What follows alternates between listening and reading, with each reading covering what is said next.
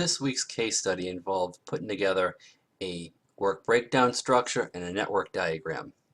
If you go back into week 4, there's a couple of really good articles for you to read. The first one being what is project management, highlighted here. Next one being responsibility allocation matrix, and third being work breakdown structure. The work breakdown structure article on page 7 has a really good example, a perfect example of what a WBS should look like.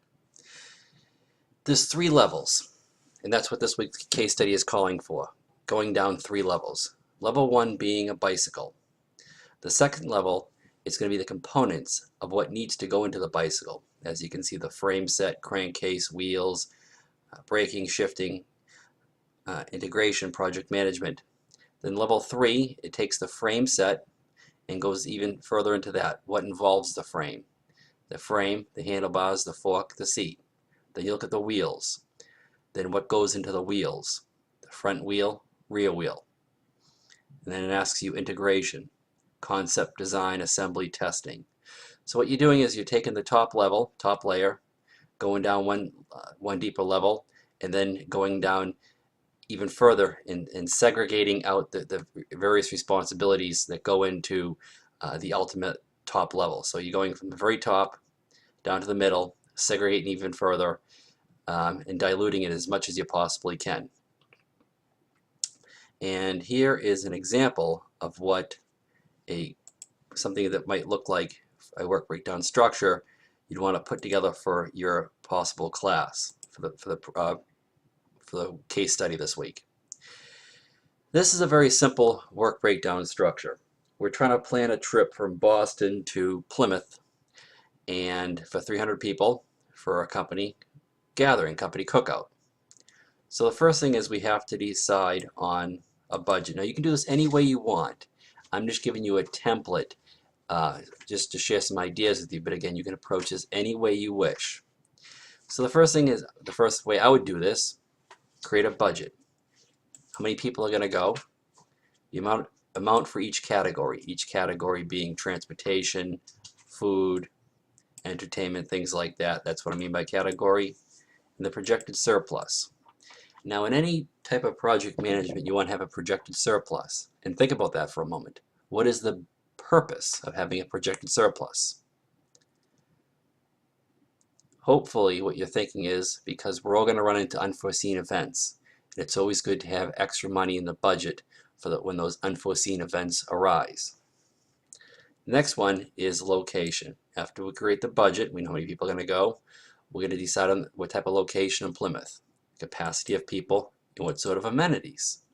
Do they have, restrooms? Do they have a stage for entertainment? Do they have electricity? Things like that.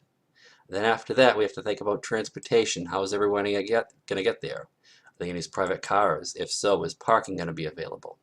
What if we have them take buses down? We need pickup and drop off times and what's going to be the capacity for each bus. Now we have to figure out the food.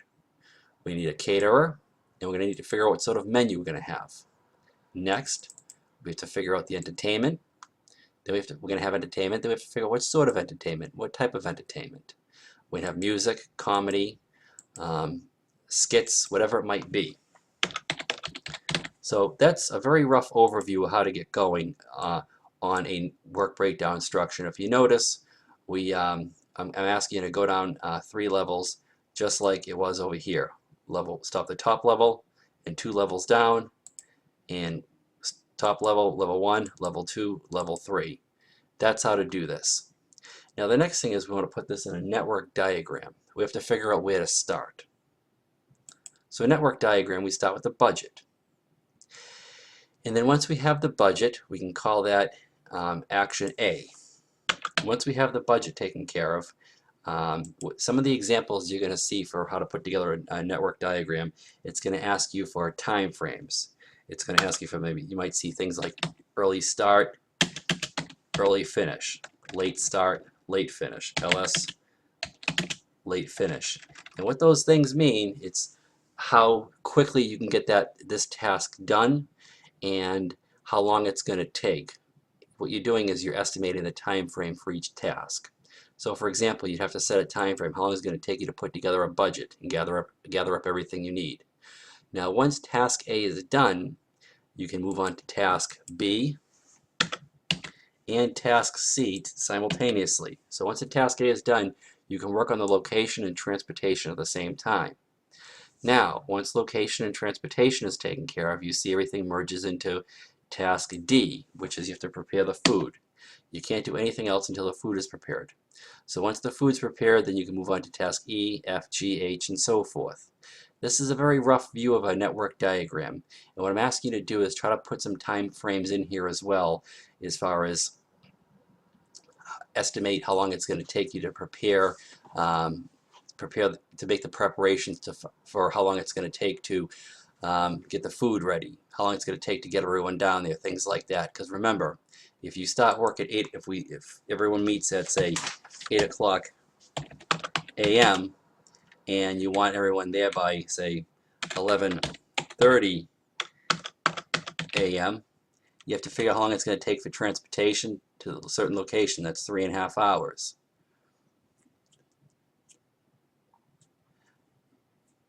So we have 3.5 hours of transportation time. Then what time are you going to serve the food at? How long it's going to take for people to eat?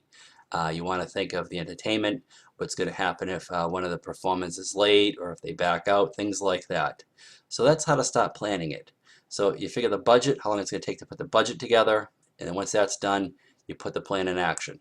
How long it's going to take once you get the location squared away, how long it's going to take to get everyone from location in Boston down to Plymouth, how long it's going to take to feed everyone, how long it's going to take to get the bands and the comedians on stage, and things like that. That's how to approach a network diagram, and again, the work breakdown structure over here.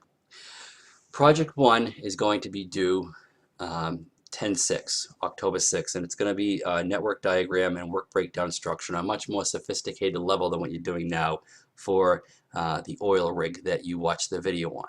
So what I'm trying to do here is use this case study to get you prepared for Project 1. So that's the whole purpose of this. So please spend some time on it. If you have any problems at all, contact me and I'll walk you right through it. Thank you.